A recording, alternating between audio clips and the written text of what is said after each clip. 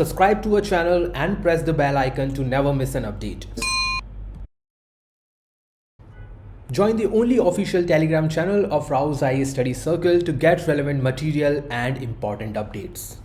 Hello everyone and welcome to Daily News Simplified, your one-stop solution to detailed analysis of current affairs which are published in the daily edition of the Hindu newspaper and are equally relevant for your UPSC preparation.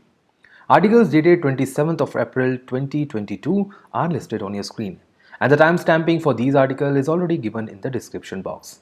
So let us begin with the first article for the day. This article appeared on page 8th of Delhi edition Hindu newspaper, that is the editorial page, and talks about the critical analysis of an important central government program known by the name Mission Antyodaya.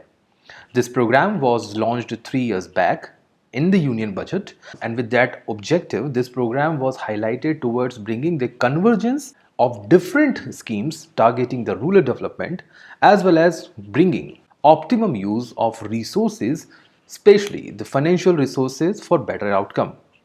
The author has highlighted some of the shortcomings in this scheme and provide some way forward that should be adopted in order to resolve certain issues and transform rural India in better way. The relevance of this scheme is straightforward. In prelim examination, flagship schemes are being asked by the UPSC. In the mains example also, it is important for your welfare schemes in GS paper 2, and from the perspective of development, it is important in GS paper 3. The content for today's discussion would include the details on Mission Antyodaya, what article has to offer or what author has to offer with respect to the critical analysis, and what should be the ideal way forward with those problems.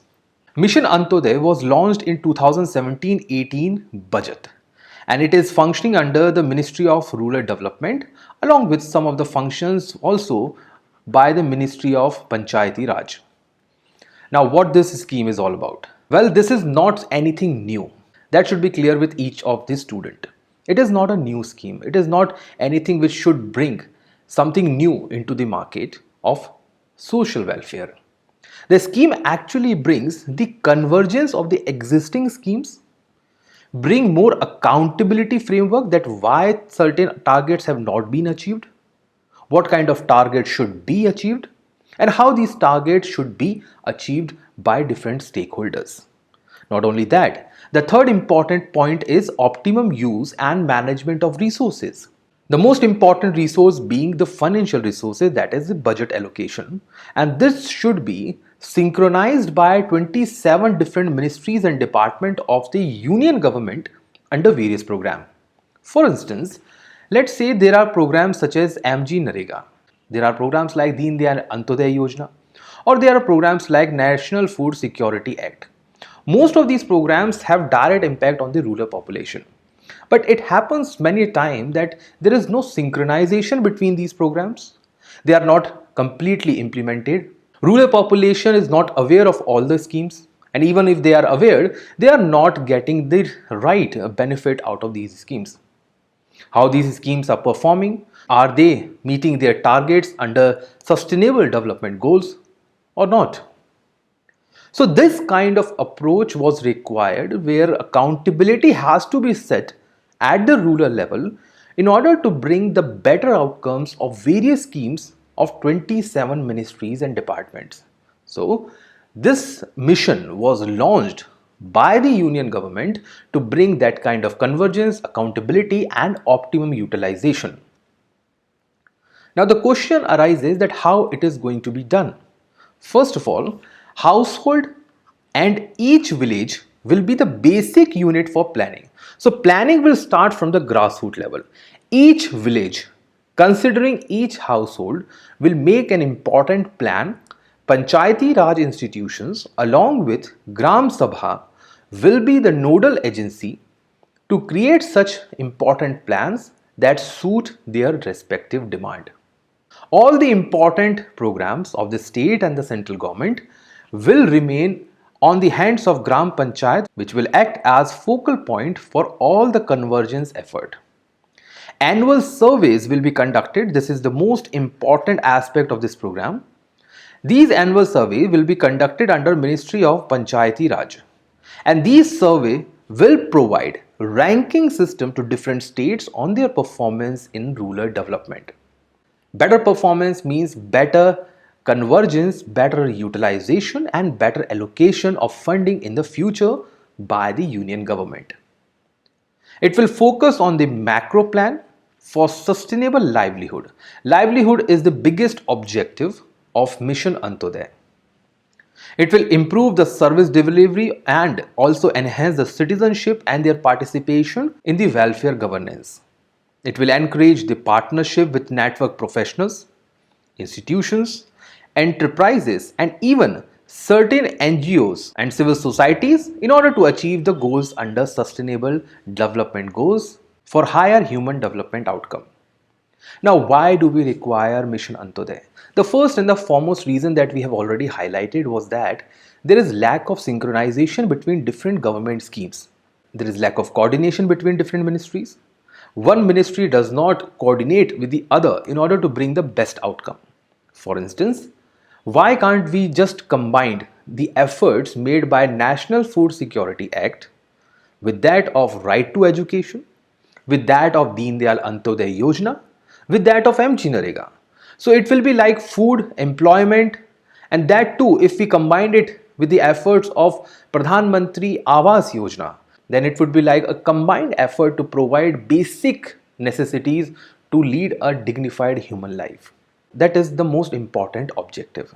The second one is the overall development of rural areas. As of now, 8.8 crore households, according to SECC, that is Socio-Economic Caste Census, are poor and deprived in the country.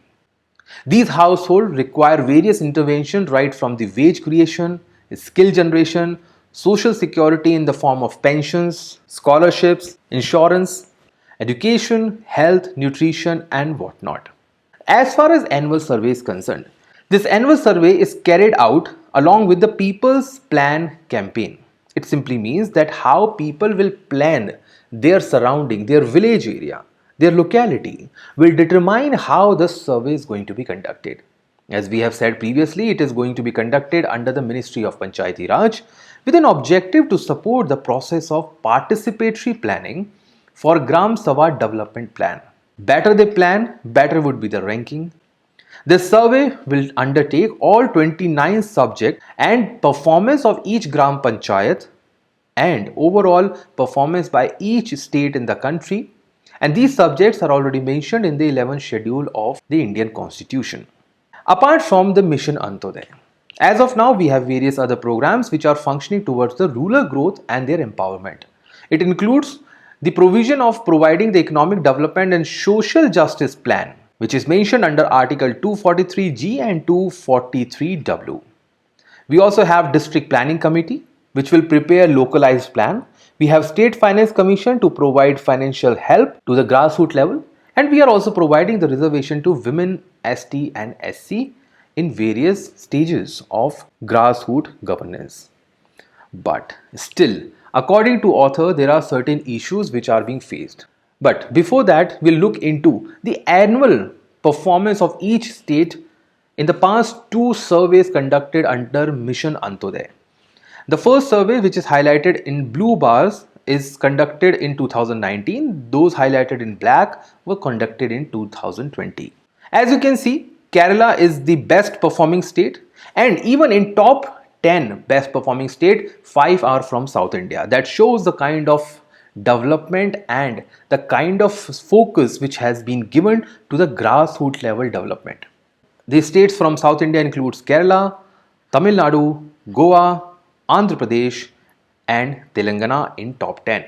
On the other hand, the states which have performed the least include mostly the northeastern states like Nagaland, Meghalaya, Manipur, Arunachal Pradesh. Union territories have least number of Gram Panchayat, hence their performance cannot be compared. On the other hand, many large states with high populations such as Rajasthan, Uttar Pradesh, Madhya Pradesh, Jharkhand, Odisha, Assam have performed on an average basis. Overall, the performance, as you can see, lies between 42 to 30 in majority of Indian state. 40 remains the average score of the performance of Indian villages as far as Mission Antyodaya on 29 important parameter is concerned. Now, let us look into what author has to say. Author has highlighted some of the issues which were mentioned in the socio-economic caste census 2011. This is important if you want to quote certain parameters in your general studies paper as well as in your essay paper. 90% of the rural households do not have regular salaries. 53 million, that is over 5 crore households, are landless in country. 6.89 million, that is almost 70 lakh females headed households have no adult member to support the household. 49% suffer from the multiple deprivation, whether it might be the salary, whether it might be the land, whether it might be the jobs and other things. 51% of the deprived sustain for manual casual labor, that is daily wages. So they have to they have to wander around to get a job, do the work for the entire day, get the payment in the last, and then spend on the next day. If they do not get the employment each day, their saving is impacted, their employment is impacted. That was seen during the COVID-19 crisis. The last point proves that almost 2.3 crore people do not have a household, or if have the household, it is just one room to live. According to author, the highest number of limitations which were seen during the surveys conducted by Mission Antyodaya were in respect to the rural infrastructure in case of schools, toilets, public buildings, road and electrification. As far as human development is concerned, almost 40% of the Gram Panchayat across the nation have performed worst, and the aim to make 50,000 Gram Panchayat poverty free has not been achieved by now.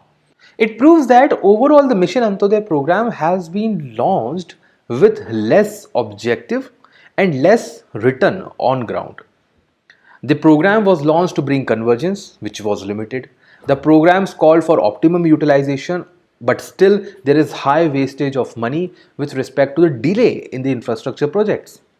So what should be the ideal way forward? The ideal way forward should be, first, the saturation approach according to the author. Saturation approach means 100% should be the target for each and every village, one after the other, where universal development should be provided. For instance, the Gram Panchayat can make a list of all the infrastructure development such as schools, toilet, public buildings, road, electrification. They can submit that plan to the government, and government in one go should provide funds for creation of all these assets. Then they should move to the next important village. But the priority should be given to the most backward village, moving to the most advanced one. The second one is remove over administration in the Panchayati Raj and bringing more decentralization. This could be achieved by transferring more and more subject to the Gram Panchayat. Here, Kerala model can be followed where majority of the subjects, in fact the highest subject under the 11th schedule, has been transferred to the Gram Panchayat for better autonomy. The third one would be the more transfer of the subject to the Gram Panchayat that we have already mentioned. The last one would be the empowerment of the State Finance Commission to recommend those points without the fear of the state government or without the bureaucratic outlook, which could help in bringing the better development of the grassroots level in the country, given how Mission Antyodaya is functioning. The last point would be, which is not mentioned in the article, is the better coordination of federal governance between center and the state. Better sub-fiscal federalism should become a motto for both state and the central government to provide better financial initiative to the third tier government. With this article in place, let us now move to the next article for the day. This article appeared on page 16 of Delhi edition Hindu newspaper, that is the business page. India and China together being one of the highest contributor towards the new coal power plant in the world. But the article on the other hand also says that the global capacity for addition of the new coal power plant has dipped by 13%. The report was given by Global Energy Monitor, which also says that last year 41 countries had planned to implement new coal power plant. But this year it has come down to 34 countries, that is a fall of 7 nations across the world.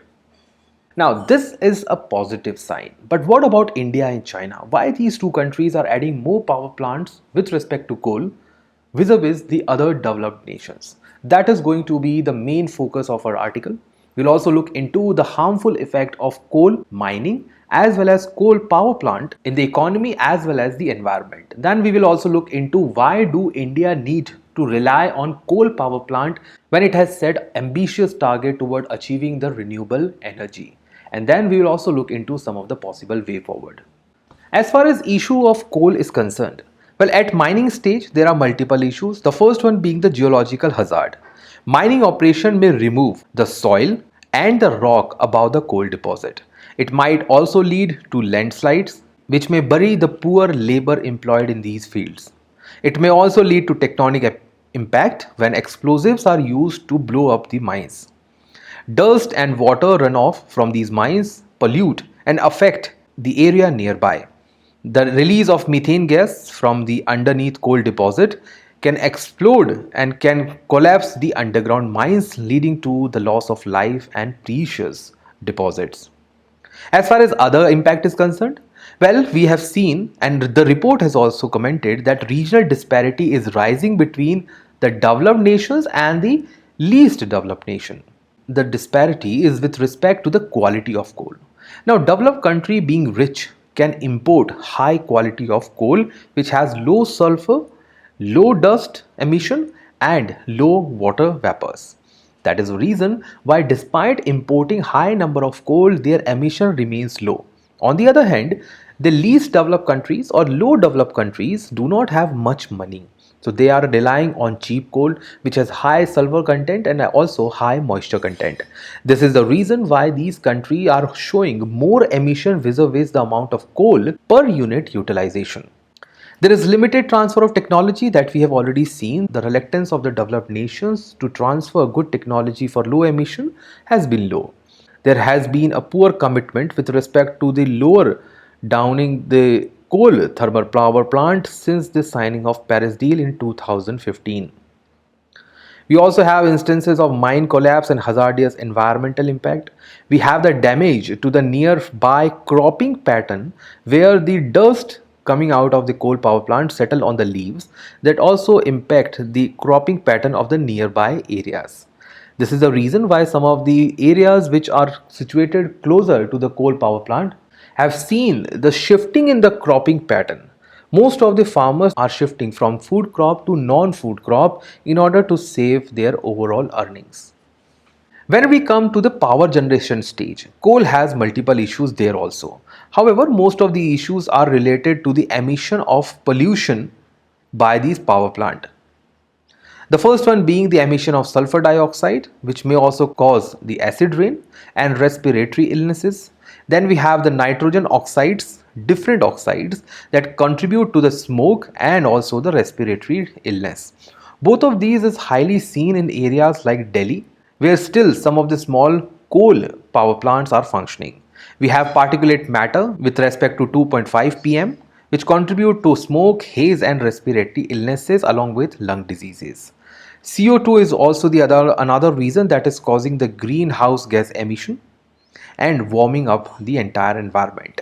We have emission of heavy metals including the mercury that damages the human and other animals with respect to their neurological status. And lastly, we have the issue of fly ash and the bottom ash which is being released by the power plants. Now, the question is, if so many problems are there with respect to the coal mining and coal generation and coal power generation through thermal means, why do we still rely on coal energy? The first reason is that according to the BP Energy Outlook 2019, India is one of those nations which will reduce the coal demand, but this reduction will be very minor in the next 20 years.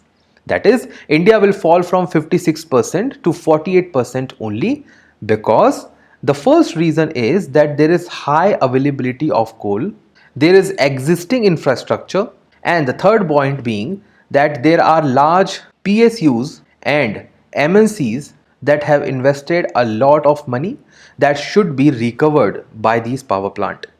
The second major issue being the problem of land acquisition, funding problem and policy on the renewable energy, especially with respect to the solar power plant across India. The third issue being that coal is not only produced for the energy purposes. Coal is also mined for steel industry, aluminium industry, and even some of the small sectors which are using the coal power to produce other industrial output. Coal is also meeting the instantaneous peak load. We are going through the recent crisis of coal unavailability, where most of the state government, including the Tamil Nadu and Maharashtra, are looking for bringing imported coal into their coal power plant. Why? Because in terms of instantaneous demand, when there is a sudden rise in the energy demand, coal is the easiest possible solution to bring energy in the nearest possible mean. However, when it comes to the renewable energy, it takes time to get installed and get into practice mode. Then we have clean coal technologies are being developed across the countries. But despite this, we cannot deny the fact that coal remains one of the most polluted means of energy production across the world. Should we move to the other means? Well, the answer should be yes. The way forward is that optimum energy mix in power generation should be adopted. So, as of now, India should start looking to bring 50-50 percentage between the fossils and the non-fossil, gradually moving towards 2080 in the near future. Technologies like coal gasification, coal beneficiation, utilizing the coal bed methane, cleaning of the coal, removing the dust from the coal using different technologies should be adopted at the highest possible level. We also should move towards gradual phasing out of the high sulfur coal. If possible, India can substitute its own coal through export by importing the high quality coal, that is anthracite, from other nations. We should also move towards energy efficiency, including the energy efficiency with respect to the electronic devices as well as energy efficiency with respect to the buildings. This will reduce the peak load demand in the country. And lastly, blending of power at the same station. For instance, if we have a coal power plant, let's say at a particular station, then this coal power plant should also be substituted at the same position with renewable energy plants. Like we can set up the coal energy as well as the renewable energy at the same position, so that if once coal power plant stop providing because of the lack of availability or many other reasons, the renewable energy will start providing the energy to the nearby area. With this discussion in place, now I will leave you with this question to practice. So read this question carefully and try to answer in the comment box. Let us now move to the next article for the day. This article appeared on page 16 of Delhi edition Hindu newspaper, that is the business page. And this article talks about the changes or the recent changes in the tax to GDP ratio of India, which the government is aiming to achieve at 15 to 20% from the current 12%. Well, the current 12% is already seen as one of the highest India has achieved in the past many years, but India is trying to be more ambitious, and in order to be on the path of higher growth rate, 15% of tax to GDP ratio is desirable. India in the last financial year has achieved over 14 lakh of direct taxation in their revenue collection, which is the highest collection ever made by India. Now, from the perspective of the prelim examination, certain concepts are important. The first one is, what is tax to GDP? So tax to GDP is a ratio which is written like this, tax to GDP, where we will add the amount of tax collected and amount of GDP. If taken in the absolute number, let's say the amount of taxation was 15 and the amount of GDP was 100. It simply means that tax to GDP ratio would be 15%. So tax to GDP ratio is the measure of nation's total tax revenue with relation to the size of its economy, that is GDP. This tax to GDP ratio is used with other parameters in order to determine how India's government directing its economic resources via taxation. Higher the taxation means lower the borrowing by the government, which also means that government will have enough money to spend on welfare, infrastructure development, as well as paying for its imports. This will also bring down the current account deficit as well as the fiscal deficit of the government in near term. So From both the side, it is a win-win situation for a country like India to have higher tax to GDP ratio. But there is one concern. Is this tax to GDP ratio is buoyant or not? Is this tax to GDP ratio is higher because of the inflation, or this is actually higher in terms of real value? For instance, if we are saying that India has achieved 12% of tax to GDP ratio, there might be the case that 4% in this 12% is because of the higher inflation in the country, and might be the case that this 12% it is just because of higher compliance rate and not the actual reflection of improving economic activity. So, a developed nation overall has been seen to have higher tax to GDP ratios vis-a-vis developing countries like India. According to World Bank, the tax revenues of 15% of a country's GDP are a key ingredient for their growth and sustainable growth, which will help in further employment generation and poverty reduction. So even the World Bank has also classified higher tax to GDP ratio to be an important parameter for determining the economic development. Now, if we go through India's current position, you'll find that in the last 2 years, there has been a surge of 33%, that is 1/3 improvement over and above what it has seen previously, which says that overall increase was 27 lakh crore. This 27 lakh crore include both indirect taxes and direct taxes. The article itself was only talking about the direct taxes, but in this we are seeing both direct as well as indirect taxes. So overall, yes, there has been an increase. If we compare it with last 23 years, close to 11.7% from previously 10.3%.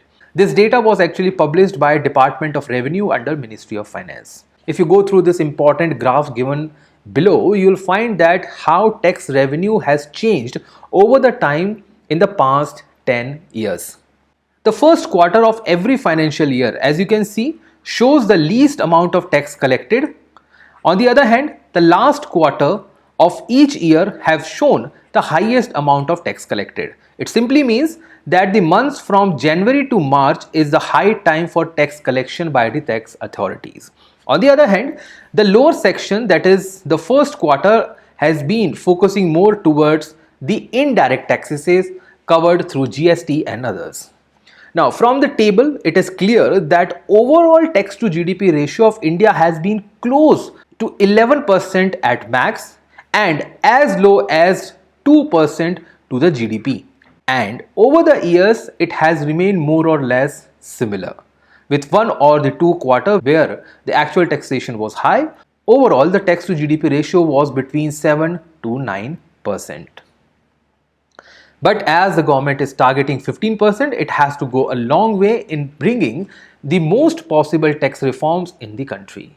The most important one being to bring outside the ambit product into the GST, including the alcohol and the petroleum products. If we go through the important distribution of tax to GDP ratio across the world, well, this is given by the International Bank for Reconstruction and Development, or the World Bank.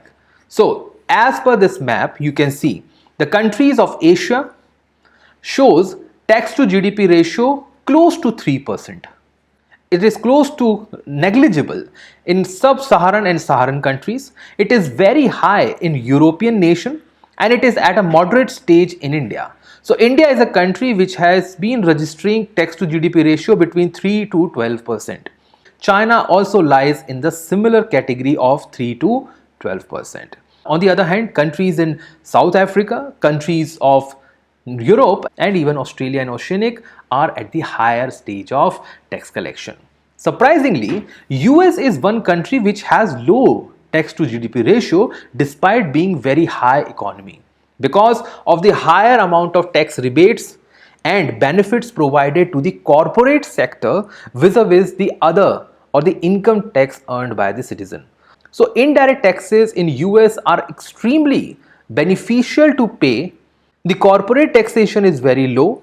The income tax paid by billionaires is almost negligible in US. That is the reason why US, Russia are one of those countries where tax to GDP ratio is low. With this discussion placed, now I will leave you with this question to practice. So read this question carefully and try to find out the correct answer and do comment that in the comment box. Let us now move to the last article for the day.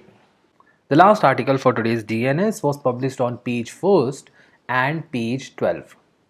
On both the pages, the article actually talks about the recently concluded Raisina Dialogue, in which India's Foreign Minister S. Jaishankar had meeting with different counterparts from different countries across the world. Now, this meeting is important only from the perspective of prelim examination, so we'll look into some of the prelim pointers associated with this meeting. Raisina Dialogue is an annual conference on geopolitics and geo-economic addressing. So remember this, the dialogues which are taken up in this program based on both international politics and international economics. So dialogue not only targeted the Ukraine-Russia war, but it also discussed some of the issues with respect to the international inflation, oil crisis, energy crisis, as well as downgrade position of international trade. It is named after the Raisina Hill. Raisina Hill actually is the seat of Indian government. It is a raised platform on the other side of India Gate where North Block, South Block and the Rashtrapati Bhavan is situated. This year the 7th edition of Raisina Dialogue was organized and it is conducted for 3 days. The first Raisina Dialogue was organized in 2016 with the theme Asia, Regional and Global Connectivity. It is conducted by Ministry of External Affairs, so do not get confused it with any other ministry, along with a think tank known by the name Observer Research Foundation or ORF. This year's chief guest was Ursula von der Leyen and she is actually the European Union Commission President. The theme for this year's meeting was Terra Nova, Impassioned, Impatient and Imperiled. With this discussion placed, now we will move to the question of the day. The answer to yesterday's question was option D, that is both the statement given were incorrect. Why? Because not all the states have registered the following LFPR. Because some states like Rajasthan have registered the rise in labor force participation rate. On the other hand, there was decline in labor force participation rate and this decline was more in urban areas than the rural areas. Today's question of the day is with reference to the Raisina Dialogue, consider the following statement. You have to read all 3 statements and try to find out the correct one. That's all for today's Daily News Simplified. Thank you.